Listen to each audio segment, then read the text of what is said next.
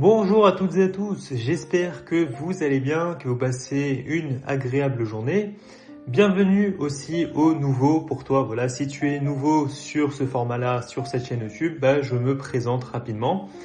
Je suis trader sur les marchés financiers et mon objectif, en fait, tout au long de cette chaîne YouTube, ça va être tout simplement de t'enseigner de la manière la plus simple possible et la plus claire. Qu'est-ce que c'est que le trading, ok? On va faire principalement du trading en Forex, mais on verra tout type d'actifs, les classes d'actifs, ok? Et je vais aussi t'enseigner la méthode de la SMC, ok? Donc ça s'appelle la Smart Money Concept. C'est une méthode qui est de nos jours très démocratisée, ok? Mais que la plupart des personnes ne comprennent pas réellement le sens profond et le fond, en fait, de cette méthode-là. Très bien. Donc la première chose, cette vidéo qui s'intitule la Smart Money, on va comprendre qui est la Smart Money et qui contrôle vraiment les marchés.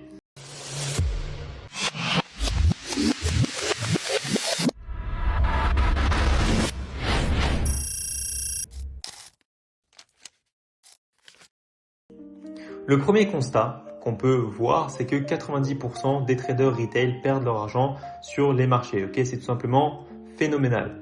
Ok, et ceci n'est pas un hasard. Ok, c'est pas lié au hasard. Les marchés financiers sont un jeu à somme nulle. En anglais, on appelle ça un zero sum game. Qu'est-ce que ça veut dire? Ça veut dire que si quelqu'un gagne, forcément, il y a quelqu'un qui a perdu derrière. Et ça fonctionne tout le temps. Ok. Pour qu'il y ait un gagnant, il faut qu'il y ait un perdant. C'est logique. Et pour qu'il y ait un perdant, il faut qu'il y ait un gagnant. Très bien. Et donc, si vous voulez une petite analogie que je peux vous faire, par exemple au poker, ok, très bien, on a une table de 10 au poker. Après 5 heures de jeu, il y a deux grands gagnants, ok, et c'est ces deux grands gagnants-là qui ont amassé la fortune en fait des 8 autres qui ont perdu. Très bien. Donc en fait, c'est l'argent va dans les mains fortes et les mains faibles perdent, ok.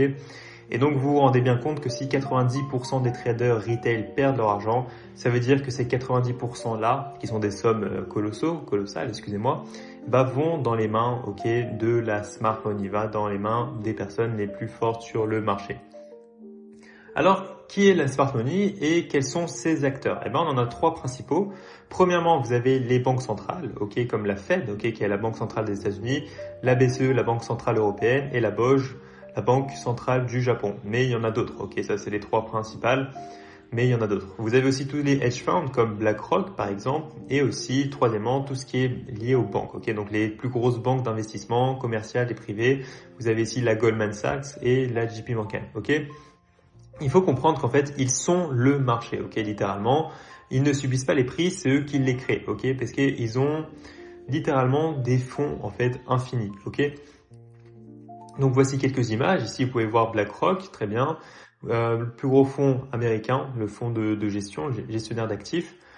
Vous avez aussi Vanguard, le deuxième plus gros fonds américain. Vous avez la JP Morgan qui est une banque privée, mais aussi une banque commerciale aux États-Unis. Et l'UBS qui est une banque commerciale et privée en Suisse, ok, qui est une énorme banque, la plus grosse banque suisse actuellement, qui au passage a racheté Crédit Suisse l'année dernière. Très bien.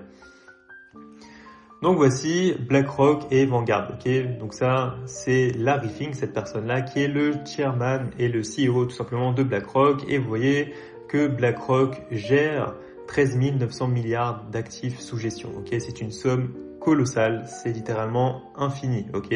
Littéralement, cette personne-là, elle toute seule peut racheter toute la dette française en un clinquement de doigts, ok. Et vous avez ici John Bogle, ok, qui est le fondateur de Vanguard. Excusez-moi pour la prononciation catastrophique, je ne sais pas si je le prononce bien. Et c'est le fondateur de Vanguard. Vanguard qui, lui, est le deuxième plus gros fonds, qui est à peu près égalité avec BlackRock, qui gère 12 000 milliards d'actifs sous gestion, ce qu'on appelle les AUM. Ok, donc c'est tout simplement monstrueux, ok, et BlackRock et Vanguard font littéralement partie en fait de la smart money. Ici, qu'est-ce que vous avez très intéressant? Là, vous avez le 2020 Forex Market Share, ok, donc qu'est-ce que ça signifie? Vous avez les différents acteurs, ok, qui ont fait bouger les marchés, ok. Donc par exemple ici JP Morgan, ok, à elle seule, elle est responsable de 10,78% des mouvements sur le marché du Forex, et ça c'était en 2020, ok.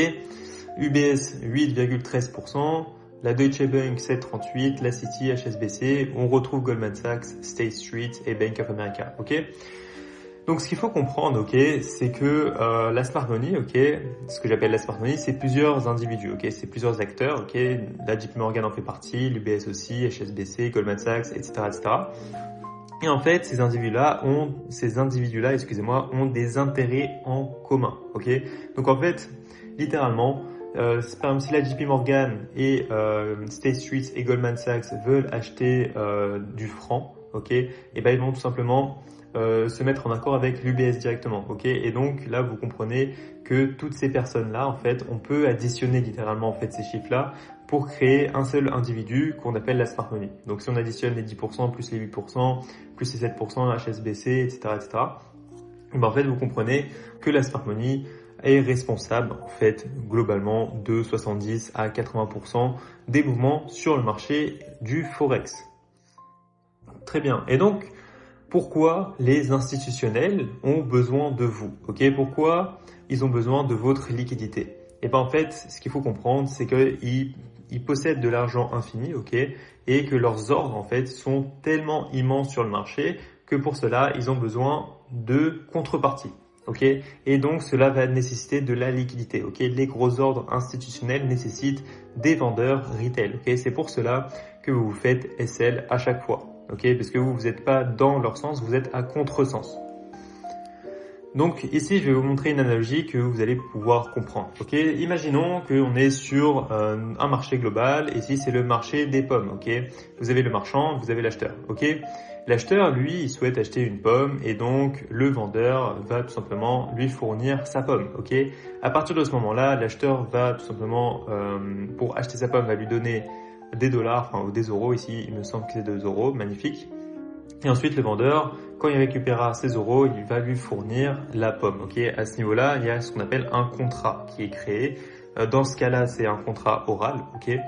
Mais dans les banques, etc., sur les marchés, c'est des vrais contrats, ok. Très bien. Donc à partir de ce moment-là, la transaction va pouvoir être faite. Magnifique. Maintenant, qu'est-ce qui se passe, ok, si l'acheteur, lui, il souhaite acheter 1000 pommes, ok, 1000 pommes rouges, et qu'en fait, le vendeur, lui, en a seulement 10 au total dans son stock, ok, bah, qu'est-ce qui va se passer? Il y a un problème de liquidité, ok, cette personne-là veut acheter beaucoup trop de pommes, et vous voyez qu'en fait, à ce niveau-là, elle va pouvoir que remplir 1% de son carnet d'ordre, ok, globalement. Et donc, il y a un problème, ok, vous vous rendez bien compte qu'il y a un problème de liquidité. Et donc, c'est pour cela, tout simplement, que les institutionnels vont devoir trouver la liquidité chez les retail, ok? Donc, qu'est-ce qu'un trader retail, ou qu'est-ce qu'on appelle plus communément parlant la dumb money? Ok, bah, la dumb money, c'est pas forcément un terme négatif, oui, c'est juste deux visions qu'il y a entre la dumb money et la smart money. Bah, ces traders retail-là, ok, vont suivre tout simplement des indicateurs type le RSI ou le MACD. Ils vont trader ce qu'on appelle les supports et les résistances, excusez-moi pour la faute, etc., etc. Puis aussi des trendlines et leurs stop loss, ok, seront placés à des endroits très prévisibles par la smart money. Et c'est pour cela qu'ils perdent 90% du temps. En contrepartie, les 5%, 10% qui restent, ce sont les institutionnels, ok? Et les institutionnels qui traitent des milliards, vous comprenez bien que c'est pas un trader, même un trader à la Goldman Sachs, lui va trader au maximum des centaines de millions, mais pour gérer, vous comprenez bien, pour gérer des centaines voire des milliers de milliards, ok, bah c'est des algorithmes derrière, ok, ce sont des intelligences artificielles extrêmement sophistiquées qui vont trader sur le marché. Ils vont déplacer des milliards et en aucun cas ils utilisent ces concepts-là. Leur seul but, en fait, c'est d'observer où sont la plupart des ordres sur le marché et liquider les personnes pour pouvoir injecter leurs ordres, ok? Donc voici une dernière analogie. Par exemple, la JP Morgan souhaite acheter 1 milliard de francs vendredi, ok? Imaginons, très bien. Et ben pour ce faire, en fait, pour pouvoir acheter ça, il faut qu'ils trouvent des vendeurs. Et donc, à partir du moment où sur les marchés financiers, ils ont trouvé les 1 milliard de ventes de francs, ok, et bah désormais il y aura la confirmation d'achat comme quoi ils ont réussi à trouver leur liquidité.